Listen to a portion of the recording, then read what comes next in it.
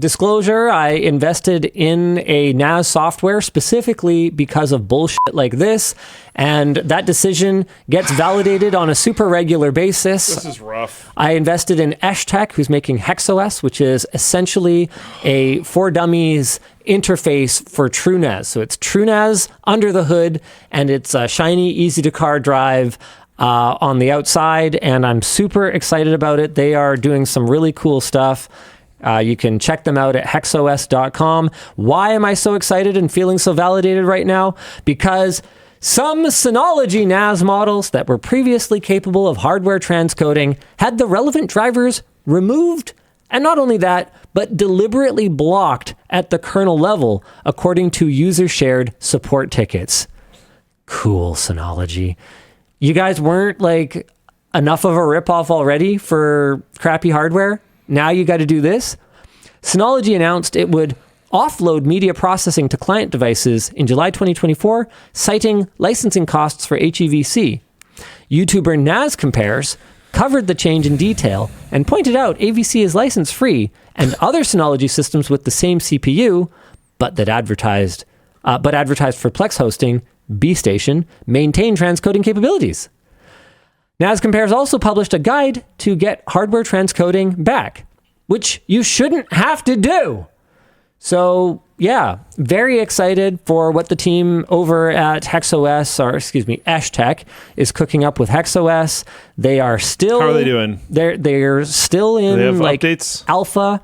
Actually, that reminds me. What's changed since the last time we significantly talked about them? I owe John a response. He messaged me the other day. What did he say? Oh yeah, he messaged me on Discord. I don't know if this is for public consumption, but sure. It is now. I think you leaked their stuff anyways, so... Well, look. The precedence is set. He says, sorry for the washed out screen. This is from today. Snipping tool plus HDR is a nasty combination, but you get the idea. By the way, that complaint you mentioned about the welcome screen addressed in the Q3 update we're publishing, Monday.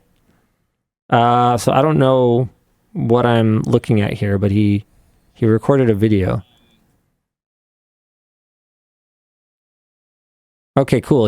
So they made it so that the welcome wizard is harder to accidentally navigate away from and then not be sure how to get back to. Sure. So super cool. It just kind of walks you through creating users and creating shares. And it used to be that if you like created a share and then just went like back in your browser, you were just lost. Whereas now that's not the case anymore. So HexOS, man. And one of the things that was a red line for me to invest was that there would be a lifetime license. There will be a lifetime license. It will not include services that have an ongoing cost. So like if you want to buy cloud storage from them or something like that, you want to back up to the cloud, or you want to use some kind of like data forwarding that they have ongoing costs for. It won't include that. But what it will include is the basic functionality of the software for life. And that was a major thing for me, is like, guys, I understand that software companies these days got a software company. You got to have subscriptions, and they're going to have subscription services and stuff.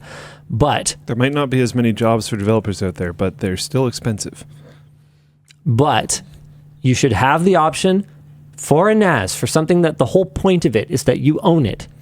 You should have an option to own it. That's the point. So I'm very excited for them to get this thing out of beta and get this show on the road. I just want to roll it for everything.